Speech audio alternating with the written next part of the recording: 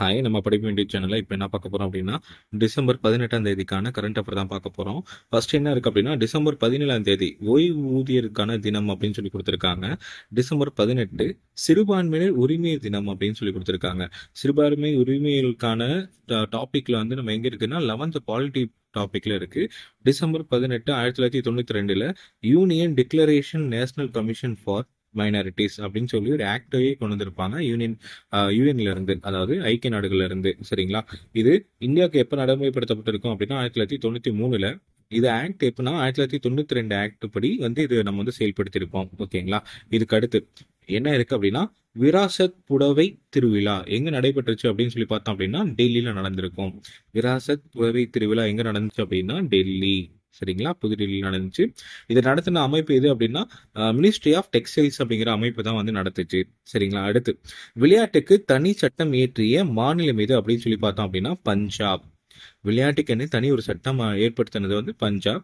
அதுக்கப்புறம் ஸ்லாக்ஸ் ஸ்லானெக்ஸ் அப்படிங்கிறது ஸ்லானெக்ஸ் அப்படிங்கிற ஒரு கூட்டுப்பயிற்சி ஒன்று, கடற்படை கூட்டுப்பயிற்சி வந்து ஒன்று உருவாக்கியிருக்காங்க. இதை பிரித்தோம் அப்படின்னா ஸ்ரீலங்கா அண்ட் இந்தியா எக்ஸசைஸ் அப்படின்றது தான் இதோட மீனிங். அதாவது பார்த்தோம் அப்படின்னா SL Sri Lanka, IN India exercise அப்படிங்கிறது தான். அதாவது இந்தியா ஸ்ரீலங்காக்கு இடையான கடற்படை கூட்டுப்பயிற்சி இது எங்க நடந்துச்சு அப்படின்னா விசாகப்பட்டினத்தில் நடந்துச்சு. இது ரொம்ப ரொம்ப முக்கியம். இதுக்கு அடுத்து ஓகே, சர்வதேச சோலார் கூட்டமைப்பு 30 நவம்பர் 2015 உருவாக்கியிருப்பாங்க. யார் அப்படின்னா இந்தியாவும் பிரான்சும் சேர்ந்து வந்து உருவாக்கியிருப்பாங்க.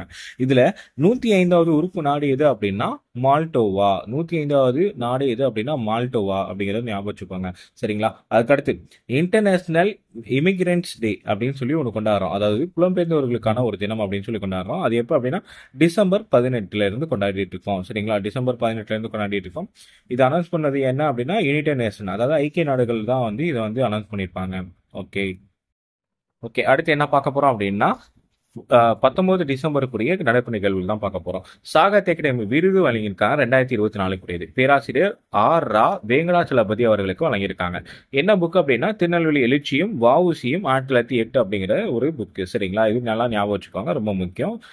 கரண்ட் அஃபேர்ல கேட்கறதுக்கான வாய்ப்பு இருக்கு. இதுக்கு அடுத்து என்ன அப்படின்னா விருது எத்தனை மொழிகளுக்கு வழங்கப்படுது அப்படின்னா 21 மொழிகளுக்கு வழங்கப்படுது. ஆனா இந்த 2024 எத்தனை மொழிக்கு கொடுத்துருக்காங்க அப்படின்னா 21 மொழிகளுக்கு தான் விருது வழங்கியிருக்காங்க. சரி, இது எதுக்காக கொடுக்கப்படுற விருது அப்படின்னா சிறந்த இலக்கிய படைப்பாளிகளுக்கு இந்திய அரசால் வழங்கப்படும் விருது. சரிங்களா? இதை ஞாபகம் வச்சுக்கோங்க, இந்திய அரசால் வழங்கப்படக்கூடிய விருது. விருது பிளஸ் பட்டயம், பரிசு தொகை 1 லட்சம் ரூபாய். சரிங்களா? பரிசு தொகை வந்து 1 லட்சம் ரூபாய் கொடுக்குறாங்க. சரி, இது எப்ப இருந்து வழங்கப்படுது அப்படின்னா 12 மார்ச் 1954 இருந்து முதல் வழங்கப்படுகிறது. ஃபர்ஸ்ட் புக் எது அப்படின்னா 1955 எழுதின தமிழ் இன்பம் அப்படிங்கிறது ராபி சேதுபிள்ளை அவர்களுடைய தமிழ் இன்பம் அப்படிங்கிற புத்தகத்துக்கு தான் வழங்கப்பட்டது.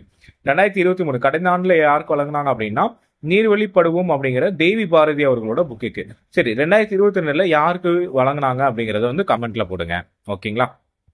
அடுத்து என்ன பார்க்க போறோம் அப்படின்னா 2024க்கான ஃபிஃபா விருது. சிறந்த வீரர் 2024க்கான ஃபிஃபா விருது யாரு கொடுத்திருக்காங்க அப்படின்னா வின்சியல் ஜூனியர் அப்படிங்கிறவருக்கு கொடுத்திருக்காங்க. பிரேசில் நாட்டுக்காரர் இவரு. சரிங்களா? சிறந்த வீராங்கனைக்கான விருது 2024 ஆயிடானா பென்டாட்டி அப்படிங்கிறவங்களுக்காக ஸ்பெயின் நாட்டுக்கு சேர்ந்தவங்களுக்காக கொடுக்கப்படுது. சரிங்களா? இதுக்கு அடுத்து பார்க்க போறது என்ன அப்படின்னா யாசகம் கொடுப்பதை குற்றமாக அறிவித்த நகரம் எது அப்படின்னா இந்தூர். மத்திய பிரதேசத்தில் இருக்கக்கூடிய இந்தூர் நகரம் வந்து அனௌன்ஸ் பண்ணியிருக்காங்க. 10வது சர்வதேச வன கண்காட்சி எங்க நடந்துச்சு அப்படின்னா போபால்ல நடந்துச்சு. வன கண்காட்சி எங்க நடந்துச்சு? போபால்ல நடந்துச்சு. சரிங்களா? இதுக்கு அடுத்து 34வது வியஸ் சம்மன் விருது யாருக்கு கொடுத்தாங்க அப்படின்னா சூரியபாலா அப்படிங்கிற ஒரு நபருக்கு தான் கொடுத்தாங்க. சரிங்களா? சூரியபாலா அப்படிங்கிறவருக்கு தான் வந்து கொடுத்திருக்காங்க. இதுக்கு அடுத்து ஜம்செட் டாடா விருது யாரு கொடுத்தாங்க அப்படின்னா கிரண் மஜும்தார் ஷா அப்படிங்கிறவங்களுக்கு கொடுத்தாங்க. கிரண் மஜும்தார் ஷா அப்படிங்கிறவங்களுக்கு. ஓகே, கோவாவோட விடுதலை தினம் எப்ப அப்படின்னா டிசம்பர் 1961 தான் வந்து விடுதலை பெற்றுச்சு. டிசம்பர் 19 1961 தான் விடுதலை பெற்றுச்சு. இதுக்கான இது என்ன அப்படின்னா ஆபரேஷன் விஜய் அப்படின்னு சொல்லி சொல்லுவாங்க. சரிங்களா?